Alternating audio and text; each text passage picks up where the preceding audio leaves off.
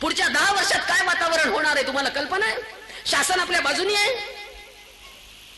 शासन हिंदूंच्या बाजूनी आहे का? हिंदू टिकून राहिला? कुणी टिकवायचा? मग कुणी टिकवायचा? कुणालाच काही वाटत नाही काय करणार आहोत. काही वाटत नाही की आपल्या पोरींना आपण कसे वागवतोय. पुण्यामध्ये शिकायला पोरी ठेवल्या, लिव्ह इन रिलेशनशिप मध्ये कारट्या. अनेक पोरी पुरुषांच्या बरोबर 8-8 महिने एकत्र राहतात. अगदी शील चारित्र्य सगळं संपलं आणि नंतर ओरडायचं नुसतं बलात्कार झाले की आणि अत्याचार झाले की. 2 वर्षाचा बलात्कार झाला ती गोष्ट लांछनास्पद निश्चित आहे. त्याच्यासाठी कडक कायदे झालेच पाहिजे. पण ज्या मुली आचरडासारखे कपडे घालतात, आचरडासारखं वागतात, त्या पोरींवर बलात्कार झाल्यानंतर त्या पोरीच्या कानाखाली एक वाजवायला नको का? काय आई म्हणून जबाबदार कोण आहे? आज आईलाच लाज नाहीये. खरंच सगळ्या आयांनो मी तुम्हाला नावं ठेवते की तुम्हाला रागवते, याचं वाईट वाटून घेऊ नका. वस्तुस्थिती अशी आहे की आज तुम्ही धर्मशिक्षण घरातनं देणं बंद केलेलं आहे. तुम्ही मुलींना सांगत नाही तू कुंकू लाव, तू बांगडी घाल, आपण हिंदू आहोत. तुम्ही शिकवत नाही की आपला धर्म हे सांगतोय.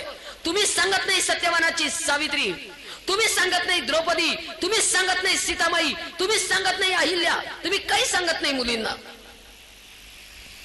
फक्त एवढंच सांगायचं की तुला इंजिनियर व्हायचंय, तुला डॉक्टर व्हायचंय, तुला ट्युशनला जायचंय, तुला असं करायचंय, पण तुला धर्म पाळायचंय असं मात्र सांगायचं नाही. का बरं?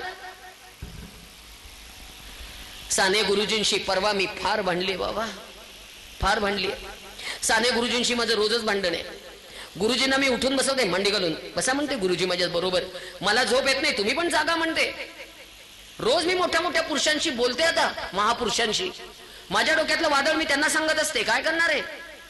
साने गुरुजींना म्हटलं गुरुजी श्यामची आई लिहून किती दिवस झाले? गुरुजी म्हणाले 75 वर्ष. म्हटलं गुरुजी कुठे आहे श्यामची आई? ते म्हणाले का? श्यामची आई भारतात सापडत नाही.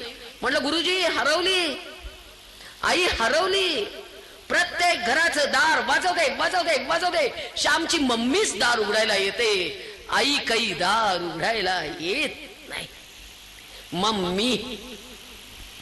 ते पुढे मला विचारतायत श्यामचं काय झालं ग? म्हणलं गुरुजी हा प्रश्न केवढा निरर्थक आहे. आईच नाही तर कुठला श्याम जन्माला घालायचा? श्याम पुण्यामध्ये कात्रजच्या घाटात दारू पिऊन रेव पार्ट्या करतोय आणि त्याची आई पैठणी जिंकण्यासाठी बादलीमध्ये चेंडू फेकण्याची प्रॅक्टिस करते. टाक टाक टाक. तो परका माणूस घरात शिरतोय, वहिनी पहिल्या रात्री काय केली गंमत? वहिनी ओळख कशी झाली? ही निर्लज्जपणे त्या परक्या पुरुषाला माझ्या नवऱ्याने मला काय काय केलं सांगते. लाज आहे का थोडी तरी? आणि नंतर पैठणी जिंकते आणि नवरा उचलून घेतोय. हे वडील आणि ही आई, कसा टिकाऊ मी धर्म? कुठल्या धर्माची भाषा शिकवू आता? आधीच सगळीकडनं धर्म संकटात आहे, देश संकटात आहे, सगळीकडनं गळा दाबला जातोय आणि आम्ही मात्र नुसते नाचतोय नाचतोय. वाजलेत 12, वाजलेत 12, वाजलेत 12. आधी वाजले संस्कृतीचे 12. नाचतायत, धिंगाणा घालतायत. काय त्या टीव्हीच्या मालिका, काय ते अवतार, सगळ्या आमच्या धर्माची लक्तर सगळी रस्त्यावर. पूर्वी सगळे नट हिंदू होते, नट्या मुसलमान होत्या. आज सगळे नट मुसलमान आहेत, पोरी मात्र आमच्या आहेत. का? आणि का उघड्या वागड्यात आमच्या मुली? का इतक्या निर्लज्ज झाल्या आमच्या मुली? का धर्माची किंमत वाटत नाही आम्हाला? कसे टिकणार आम्ही आता? किती गेल्या मुली संगमनेर मधनं? आहे का हिशोब? किती गेल्या संगमनेर मधनं, किती गेल्या श्रीरामपूर मधनं, किती गेल्या बेलापूर मधनं. श्रीरामपूर नाव काही दिवसांनी बदलावं लागेल.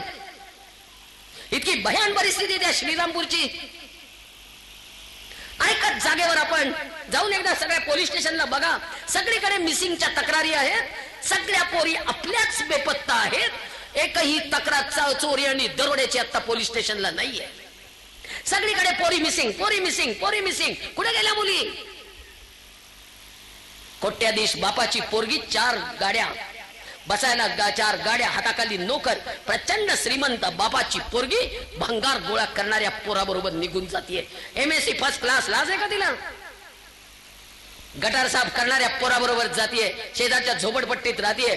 तांब्या घेऊन संडासला बाहेर जातीये. जिचं स्वतंत्र बेडरूम होतं इतके दिवस. आता एवढं मोठं पोट आलंय, त्याच्या दारात बसून एवढं नॉनव्हेजची भांडी घासतीये, त्याच्या आधीच्या 2 बायका जिवंत आहेत. काय करणार आहे त्या पोरींचं? किती संकट आहे. फतवे निघालेत, फतवे. रोजचा रोजगार घेऊन जाणे, एक हिंदूंची पोरगी बटवा. केवढं मोठं संकट आहे, भयान.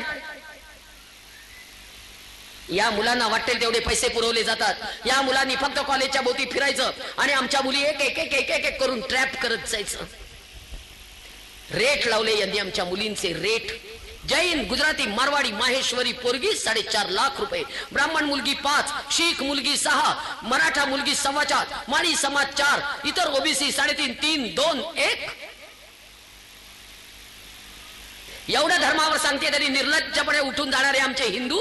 काय करायचं त्यांचं, त्या पौरींचं? एकाने पण माझं भाषण संपेपर्यंत सोडू नका हा जागा. इतकं चिडून चिडून चिडून 449 दिवस फिरतीये मी. अक्षरशः ती आई विचारत होती त्या मुलीला, असं का केलं लेकरा, असं का केलं लेकरा? रडणाऱ्या आईकडे बघून पोरगी सांगते, या बाईला मी ओळखत नाही, हिला मी आयुष्यात कधी बघितलेलं नाही. 25 वर्ष शिकवलंय, 25 वर्ष. काय करायचं? या पोरींचा प्रतिष्ठा महत्वाची वाटत नाही, धर्म महत्वाचा वाटत नाही, समाज महत्वाचा वाटत नाही, काहीही महत्वाचं वाटत नाही. काय करणार आहोत या मुलींना शिकवून? त्याची तरी उत्तर द्या. आणि सगळ्या मुलींनो, मी तुम्हाला हात जोडून आज विनंती करते, तुम्ही आमचा विश्वास, तुम्ही सांगा मुलींना धर्मराज काय असतो तो. सांगा, वशीकरणाचा इतका जबरदस्त धोका आहे. तुमचा काळ्या जादूवर विश्वास नाहीये, पण माझा आहे. इथं ताईत, मांडीला ताईत, पायाला ताईत, 3-3 ताईत अंगावर लेकराच्या, ताईत काढेपर्यंत पोरगी शिव्या देत होती. ए बेंचोत मादरचोत, हात नाही लगाना. वाटेल त्या शिव्या मी खात होते. आणि ज्या वेळेला अंगावरचे सगळे ताईत काढले, त्यावेळेला पोरगी भानावर आली, ढसाढसा रडत होती. 60 दिवस लागले वशीकरण काढायला. कारण धर्माचं कवच नाहीये, कुठलाही नामजप शिकवला नाहीये, कुठलाही धर्म कवच नाहीये. दुबळ्या मनावर आघात आहेत बाई ते. श्वेता नावाची लग्न झालेली पोरगी गेली, इतकी भयान गेली आहे, सांगितलं तर अंगावर थरकाप होतो, इतकी भयान. तिच्या नवऱ्याचं मेडिकल स्टोअर. आला एक माणूस दुपारी विचारायला की मॅडम हे प्रिस्क्रिप्शन आहे का? ती म्हणाली की नाहीये. अहो म्हणे मालकांना विचारा ना. ती म्हणाली ते जेवायला गेले. एव्हा मोबाईलवर विचारा ना. ती म्हणाली माझ्या मोबाईलला बॅलन्स नाहीये. तर तो म्हणाला की माझी मोबाईल शॉपी आहे, द्या बॅलन्स घालून देतो. ही बावळट दिला त्याला नंबर आणि त्यांनी तिला बॅलन्स घालून दिला 100 रुपयाचा. तिने बॅलन्स घेतला आणि नवऱ्याला विचारलं ते प्रिस्क्रिप्शन आहे का? तो म्हणाला नाही. त्या माणसाला ती म्हणाली नाहीये. तो गेला आणि 8 दिवसांनी त्या मोबाईलला त्याचा फोन आला की मॅडम तुम्ही कुठे आहात? ती म्हणाली की दुकानात. ती म्हणाली मॅडम मला तुम्हाला भेटायचंय. ती म्हणाली मी तुम्हाला ओळखत नाही.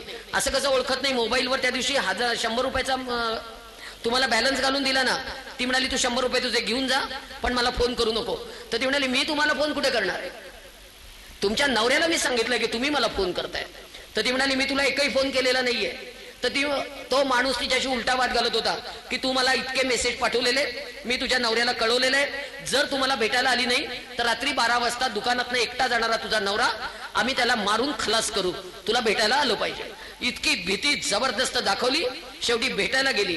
भेटायला गेल्यानंतर काय पुढे झालं त्या पोरीला आठवत नाही. ती रोज जात राहिली, रोज जात राहिली, रोज लॉजवर नेत राहिला.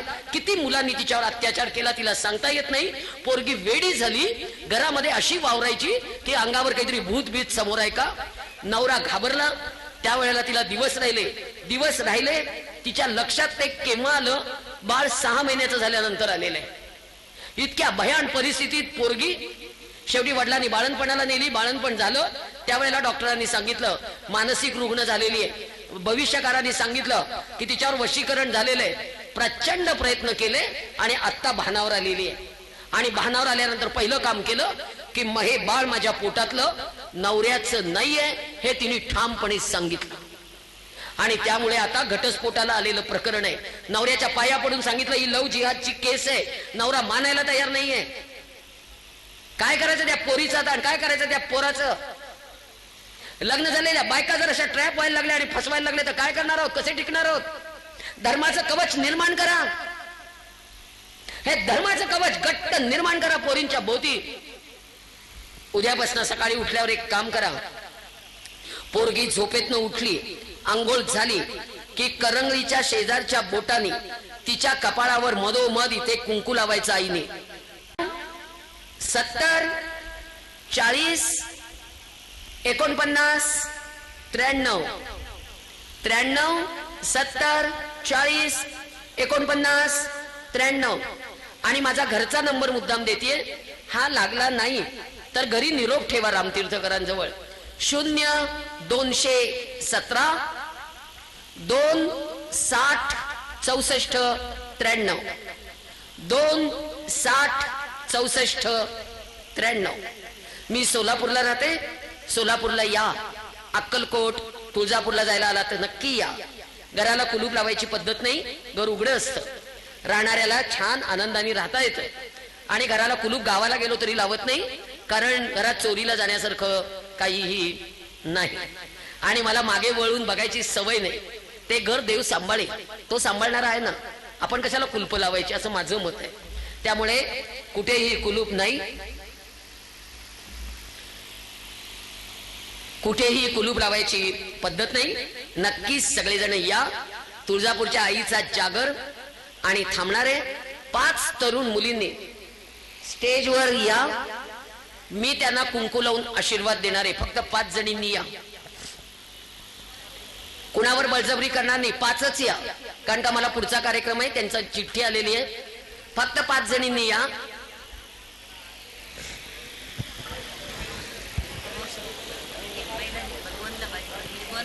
हो या या. फक्त हातात द्या. सर्वांनी शांतता राखायची आणि कुणी उठू नका बरं. कृपया करून सर्वांनी शांतता राखायची आणि आपापल्या जागेवरच बसायचे. मुलींना आशीर्वाद दिल्याशिवाय उठू नका.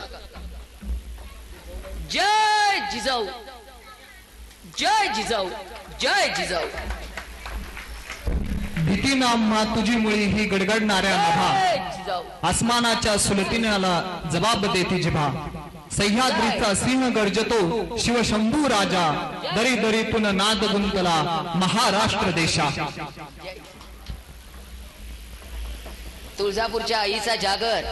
दार उघड, दार उघड आई, दार उघड. धर्म संकटात आहे. दार उघड, दार उघड, दार उघड. एकटीचा आवाज पोचत नाही. 1000 आवाज निर्माण करावे लागते. दार उघड म्हणावं. कोणी उठू नका. मुलींनो आता शांत बसा. चला आता निघते. पुढचा कार्यक्रम आहे. सगळ्यांना धन्यवाद. दोन्ही हात वर करा. यानंतर मी हिंदू आहे. हिंदू म्हणून